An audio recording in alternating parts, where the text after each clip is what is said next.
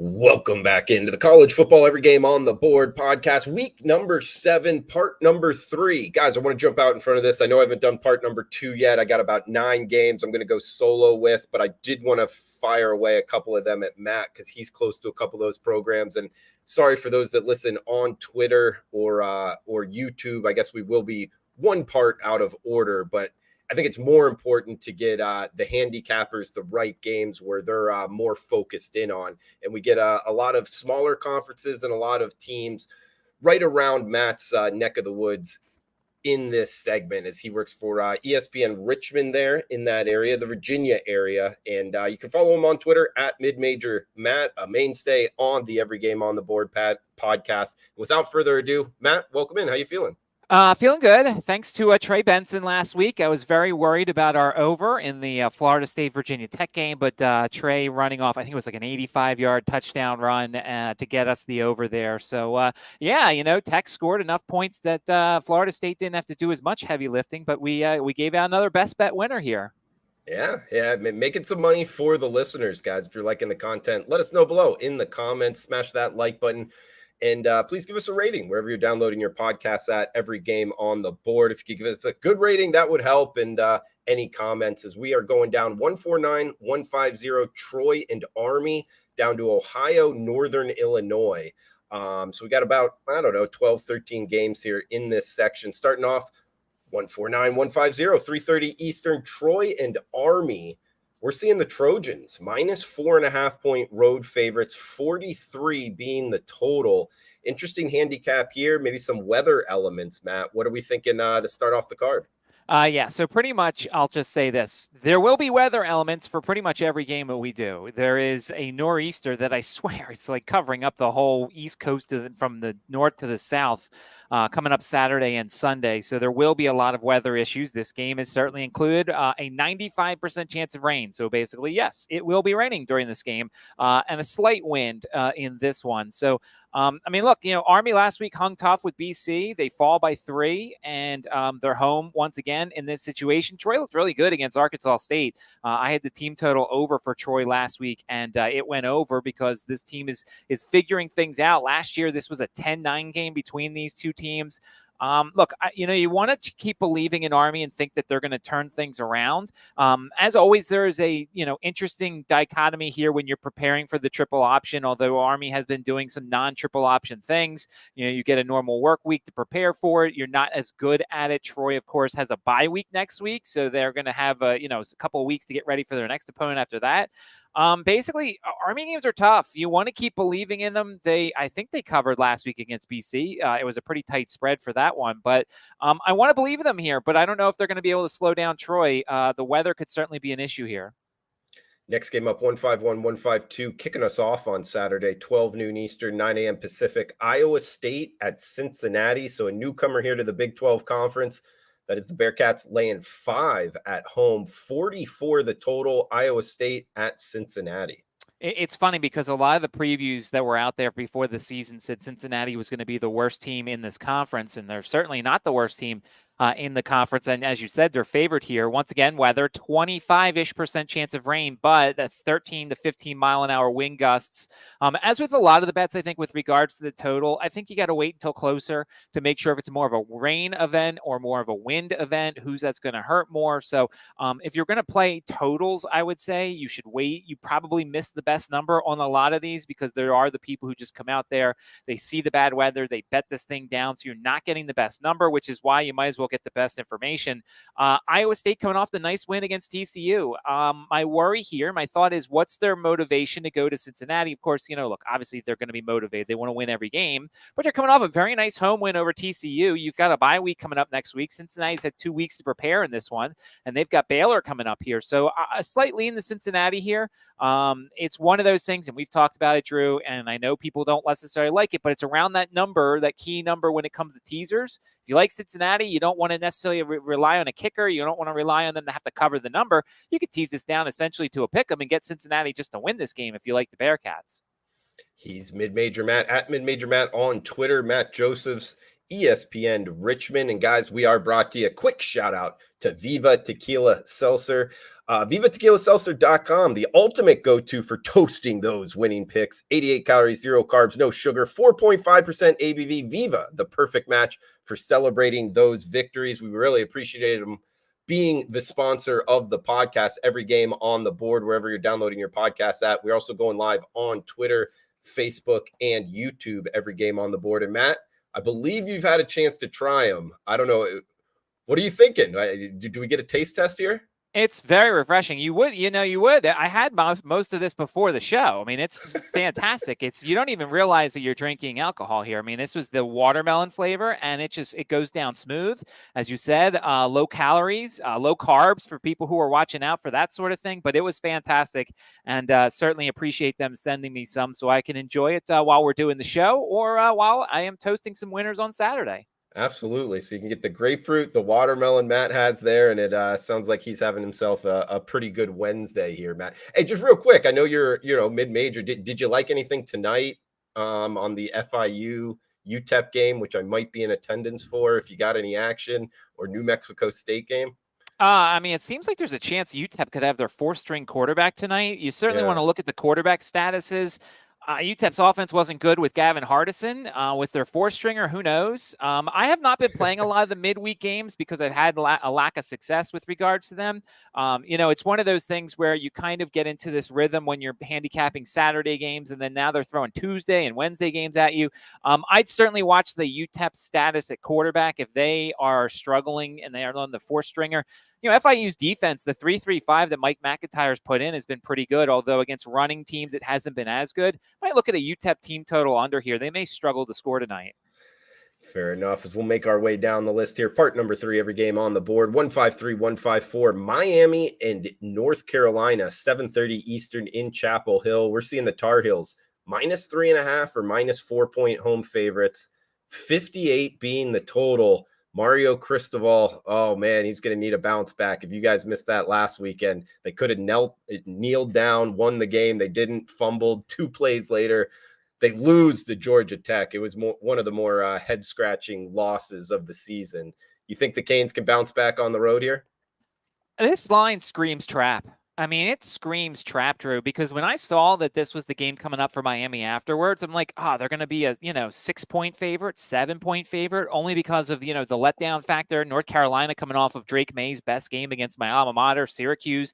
There's no look ahead for either side. I mean, Miami's hosting Clemson, but they can't afford to look ahead.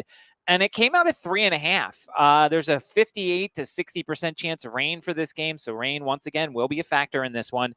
But where's Miami's heads at? You saw the kids on the sideline. They're cursing, they're crying, they're all like, what's going on here? And now they head to North Carolina, who's smelling blood in the water. There's only one way I can go here, Drew, and it's North Carolina. I wonder if North Carolina first quarter, North Carolina first half, North Carolina game spreads, if you sprinkle a third of your units across all three. I don't know what kind of Miami we're getting in this one. What kind of faith do the kids have in Mario Cristobal after last week's loss to Georgia Tech? Not only did they here's the funny thing, Drew. I don't even think he fumbled it. But if I'm the ACC officials, I'm not giving you the ball because you were stupid enough to run a play. Now, I know they don't think that way, but it shouldn't have come down to the officiating. So somehow I'm getting involved with North Carolina. And if it's a trap line, then, oh, well, I just fell for it. All right, we'll go from Chapel Hill, North Carolina to Charlotte, North Carolina. Navy and Charlotte up next. We're seeing the midshipmen -3-point road favorites. There is a 3 and a hook out there, 43 being the total. I don't know, Matt. This is a tricky handicap here. What do you like in Navy short favorites on the road against the 49ers of Charlotte? So here's the funny thing, obviously when you have a bye week to prepare for the triple option, like we talked about with Army, you come out a little bit better, but Charlotte's not exactly great as it is. The one thing Charlotte does is they try really hard. Biff is doing some good things with Charlotte, and it's going to pay off eventually, but is it going to pay off here against Navy? There is a chance of rain for this one, but these are 2 run-based teams. I don't think rain is going to do anything to either of them. It's been a while since Charlotte has seen the triple option, so it's not like they have something to go off of. It's not like we have something to go off of as handicappers here. And then you look at Navy. They won that game against North Texas. They've got Air Force coming up next. Navy, the academies don't really look ahead. There's not one of those things where hey, they've got one of the other academies coming up. Oh, they're going to be not focused. The one thing we know about the academies is they're always going to be focused no matter what. I kind of have a small lean, and I probably won't play it, but I have a small lean to Charlotte here. Home, 2 weeks to prepare, a team that tries really hard. They're either going to give up like 50 points and fail miserably, or they're going to win this game. So I'm going to take a small lean here to Charlotte with that extra week off and a coach that's going to try and figure things out. All right, let's head to the Sunshine State up next. 3:30 Eastern, 157, 158 as we're going down in rotation order here, guys. FAU and USF. That's Florida Atlantic at South Florida. We're seeing the Bulls, the short home favorite, -2.5, 59.5 being the total in Raymond James. This is a pretty good matchup overall. I mean, the market telling us that here. Under a field goal favorite for South Florida, FAU, Daniel Richardson taking the snaps here for the CMU transfer. So a good one in Tampa. Do you like anything here with the Owls and the Bulls? We talked about Florida Atlantic last week on the podcast, and we liked Florida Atlantic, and we took them on the money line because we figured that they were going to bounce back against Tulsa, which was important that you took the money line because they would have either not covered 3.5 or cut or pushed the 3 here. And now they hit the road. They play USF, and I feel like last week was kind of the culmination of everything going really well for USF. You know, the Alabama game, then the other game after the Rice game afterwards that they won, and then they won another game, and it felt like there was the momentum building. And then last week, it kind of all just kind of came crumbling down a little bit. Tough game to handicap here, Drew. Once again, 25% chance of rain, 12 to 15 mile per hour wind gust potentially for this one. If there is that kind of wind gust thing, you know, USF is a better running team than Florida Atlantic, so it would make me kind of lean there. I'll tell you this, if I do take South Florida, once again, you mentioned the 2.5 here, I'd take the money line instead of the 2.5 with wind gusts and things like that, and college kickers being as inconsistent as they could be. You don't want to have to worry about a 1-point game or a 2-point game. Why not just ask for the victory? So if you were to play USF, I would lean to the money line here. Heading to the Sun Belt Conference here, 7 o'clock Eastern in Atlanta. It's Marshall, the Thundering Herd, against Georgia State, the Panthers. We're seeing Georgia State -1 at most sports books. They are +1 as an underdog at a couple as well. So a flip favorite depending where you want to shop. 54 being the total. Another tightly priced price matchup here. What are we thinking in the ATL? And once again, rain tapering off as the game goes along, and about 11 to 13 mile per hour winds. So once again, you're kind of trying to back the better rushing team here. I really think that this is a sandwich spot for Marshall, and it's a large sandwich. Think about it. The last 3 weeks, go back a couple of weeks ago. So they play Old Dominion. They win a close game.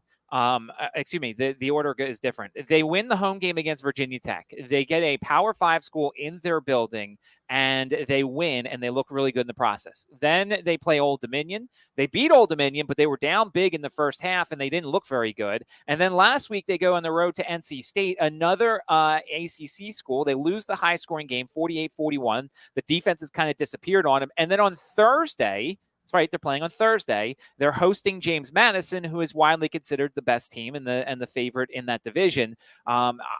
This is kind of a flat spot here, Drew. You know, you look at where Georgia State plays. Georgia State plays in I still believe they play in the old Atlanta Braves baseball stadium. Yeah, they play in Turner Field, which is not much of an atmosphere. It's going to be miserable out there. Georgia State's coming off a bye week, so they've had 2 weeks to prepare. Georgia State's been pretty good. The Graininger kid has been very good so far for Georgia State, a run-based team. I kind of like Georgia State here, Drew. I think that all these games that Marshall's played, it's almost like Appalachian State last year, if you remember, Drew. They played that North Carolina game. They played that Texas A&M game early. They play that game against James Madison. They have the other game on College Game Day. Like all this emotion, and eventually it caught up to Appalachian State. I feel like all this emotion and everything that Marshall has had to put out the last couple of weeks, I think it catches up to him here. The short week, once again, with JMU at home. I like Georgia State in this one. I like him too. I think that Georgia State team's a little bit underrated, guys. So you can get them +1 offshore right now. Georgia Southern versus James Madison. You just brought up JMU here. They're laying 6 at home, 58.5 being the total. So we get Georgia Southern at James Madison. I believe it's in Lynchburg. I know you would know though, Matt. Harrisonburg. Lynchburg. Lynchburg is Liberty. Okay. Harrisonburg, Virginia. Yes. Never been. Yes, it's a wonderful college town. James Madison is a very nice college town. I have not been to the stadium though, so I will have to make it out there to Bridgeport Stadium. Once Once again, I got to mention the weather, 60% chance of rain, about 8 to 10 mile an hour winds. And this is big. Depending upon the winds, Georgia Southern is a throwing team. Georgia Southern wants to pass the ball. They're coming off a bye week, so that kind of helps, but so is JMU. We just mentioned JMU has the short week coming up at Marshall. That's a Thursday night game. They're playing there. But I'll tell you this, Drew. Last year, James Madison lost to Georgia Southern 45-38 the week they got ranked. And Coach Signetti, who I'm having on my show tomorrow on Thursday in ESPN Radio in Richmond, they talk about how much that his team just came out unfocused. They became ranked. They became a team that kind of focused in on their ranking, didn't put in great preparation, lost the game to Georgia Southern. So it's one of these things that they've probably heard for about 2 weeks about how bad they played against Georgia Southern last year. I lean to the Dukes here. I think the weather helps them out. I think James Madison is playing some good football, great football right now. So give me James Madison here to beat Georgia Southern. We got Maction mixed in with one Big Ten game here, guys, for the next few. Toledo and Ball State, 2:00 Eastern. We're seeing Toledo, the Rockets, heavy road favorites, -17 pretty much across the board here, Matt. 47.5 being the total. So we get Toledo at Ball State. Yeah, 40% chance of rain and 16 to 18 mile an hour wind gusts potentially. And that's pretty big. As we talked about, if you're new to the podcast, at least my part of the podcast, I never lay that many points on the road. I just never do. Toledo is the way better team. They're coming off the win against UMass last week, 41-24. There was weather there. Kind of got me off of their, one of the new markets that I like to play on DraftKings is their touchdowns market. And basically they'll have like last week I played South Alabama over 3.5 touchdowns. It went over in the first half. But it's one of these situations where you can just go and depending on your state, you'll look on the team totals page. It'll list the touchdowns. Toledo's been a machine when it comes to playing the touchdowns over. Obviously, once again, you got to watch the weather. I mean, it's one of these things where a lot of the information I'm going to give you is based off of no weather or based off of the weather. We're kind of guessing what it is right now. Toledo's the better team. Ball State has played horrendous. We gave out, last week we gave out Eastern Michigan. They won that game 24-10. Ball State can't score. Ball State's defense is not great. So to me, it's one of these scores where Toledo names their score. They can win by a lot. They can win by a little. Last year, they only won 28-21. So I like Toledo in some sort of fashion here. Team total if the weather's okay. Touchdown over if the weather's okay. But Toledo's the side here. Bowling Green and Buffalo up next, 3:30 Eastern here. Low total 44, -4 in the hook. That's the Buffalo Bulls at home. Buffalo's playing some good football, and Buffalo kind of has, look, the opponents they played early on were very tough. And now they're starting to play with teams on their level. And they won that game against Central Michigan. They won it pretty handily. I mean, Central Michigan had I think 2 pick sixes in that game. So Buffalo's playing really well. They won this game easily last year, 38-7 at Bowling Green. Bowling Green's coming off the 29-0 loss to Miami, Ohio. This is their 3rd straight road game. This is their 5th road game in the last 7 weeks. I think Bowling Green's a little road weary. I think I mentioned their weather, but if I didn't, 70% chance of rain, 16 to 18 mile per hour wind gusts here. Buffalo, I think, is the side here. I think Buffalo wins this game. The spread kind of scares me a little bit, so maybe you wait, see if it goes down a little bit more. Then you could get to that 3, in which case then you could take the money line. But I think Buffalo wins this game. I can't back Bowling Green. Yeah, guys, and I'm just noticing from looking at these totals in the MAC conference here, a lot of these have been hit towards the under, 3, 4, even a touchdown towards the under, which is some pretty big moves. Next one up, we got Akron at Central Michigan. 2 mascots that are have cool names here. Matt, is the Zips visit the Chippewas. 43.5 being the total, -12. That is CMU at home. 60% chance of rain, 15 to 17 mile per hour wind gusts. Once again, I mean, it's one of these things where, as you mentioned, you missed the best number in the total. So you might as well wait until Friday and see what this weather is going to be. Because maybe the nor'easter goes away and we don't get any of this stuff. But, that's what I've always kind of considered, Drew, because I'm a guy who locks my plays in on Friday. There's the sharps out there who go and they bet the numbers when they come out on Sunday and they get the best numbers. And they're the ones on Twitter who scream CLV to the heavens. And they're like, they think they won their bet because they got the best number.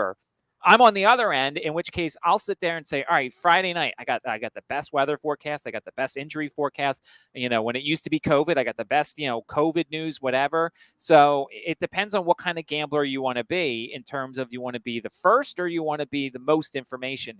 Central Michigan's a tough team to kind of back. Their quarterback play has been bad. Akron's quarterback play has not been great either. They lose 55-14 to Northern Illinois.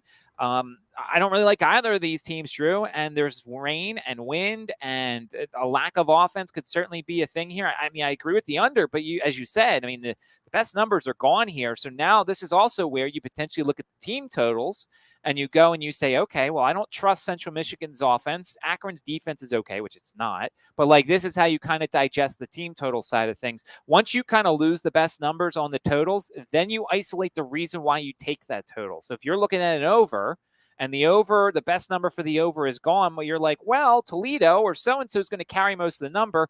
Let's just isolate the Rockets as opposed to asking both teams to do it. This is why the team total market is certainly an important one, especially in this situation. We got the one Big Ten conference we're going to talk about here with just a couple games left, guys. 12 noon Eastern, kicking us off Saturday, Matt. Ohio State Buckeyes, Purdue Boilermakers, as we're seeing Ohio State laying just less than 20 points. Yeah, it's minus 19 in the hook pretty much across the board. 49 being the total as the Buckeyes go on the road laying near 3 touchdowns. 40% chance of rain, 15 to 20 mile an hour winds. So once again, it's going to be ugly. And as you can tell, we've done every game, and it feels like every game is in different parts of the East Coast, and yet it doesn't matter. There's rain, there's wind. So that's why you want to get the most information on Friday. Classic sandwich spot here, Drew. You're coming off the win over undefeated Maryland, although Ohio State just treated that like another game. And then next week is the Penn State game. I mean, that's one of their two. But Ohio State has 2 games this season.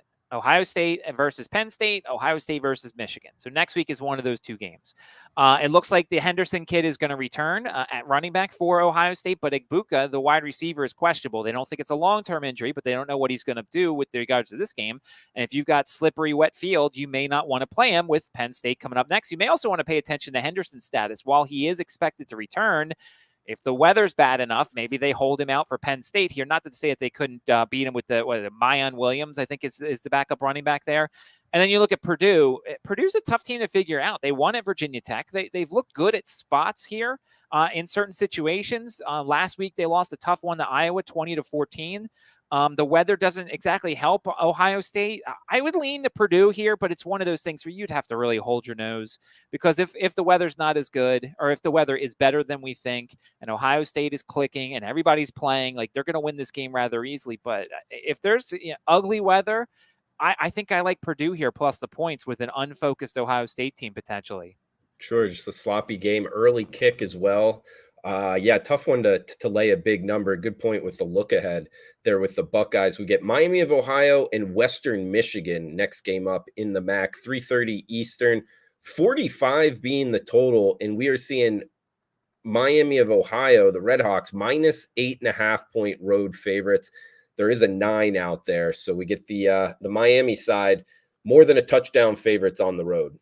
Western Michigan won this game last year, 16-10. 70% chance of rain, 13-15 mile an hour winds. It's a broken record, but I'm just telling everybody there will be rain and wind in most of the games on the East Coast, or at least the eastern part of this country. There's a small part of me that wants to take Western Michigan. I know they're coming off the tough game against an SEC school, and sometimes these lower level schools coming off of SEC games, they get beat up a little bit. They're not feeling as good. But Miami, Ohio is feeling really good coming off of the 27-0 win over Bowling Green. They host Toledo for homecoming next week. That is a huge contest when it comes to the MAC here and helping them in their division. So you wonder, with a awful weather situation, maybe you lean Western Michigan, much like Purdue. They're not the better team, but they're home. You're getting a lot of points, and you're getting an ugly weather situation. There's a small part of me, and I haven't decided yet. Obviously, it's not Friday yet, but this is what I'm doing as of Wednesday. I lean to Western Michigan here. I think with the uglier the game gets, the Western Michigan benefits more than Miami, Ohio, who prefers certainly a cleaner situation. Sure. Plus with weather, I mean, to get a bunch of points in your pocket, if it's lower scoring, that kind of correlates as well with the underdog. We get 173, 174, 4 o'clock Eastern here. More action with the Ohio Bobcats.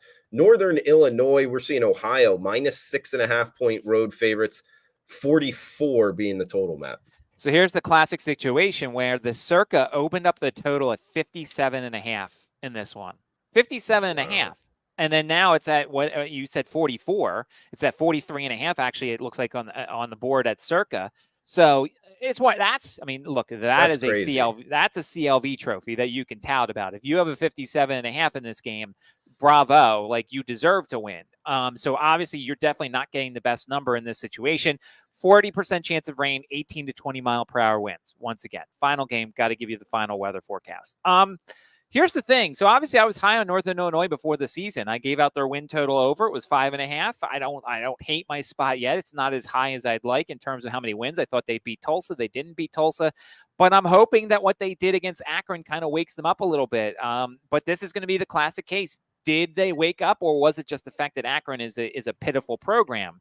Ohio's playing really good. They beat up on Kent State last week. Neither team has a real look ahead. They both have directional Michigan schools coming up.